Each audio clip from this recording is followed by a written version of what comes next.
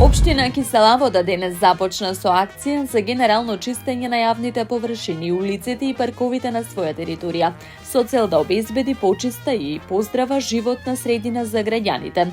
Активностите започнаа од населбата Цветан Димов и во наредниот период ќе бидат опфатени сите 15 населби и населени места во општината, извести општината.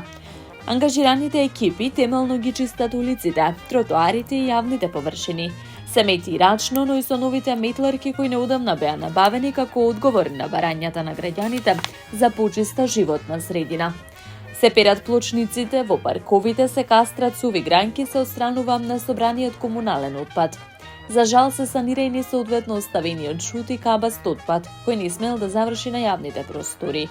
Во овој контекст, општина Кисела Вода најавува дека за околу 2 седмици ќе организира нова акција за бесплатно подигнување на кабаст отпад, кој потоа ќе биде соодветно складиран на депонија. За оваа активност граѓаните ќе бидат дополнително известени, велат од општината.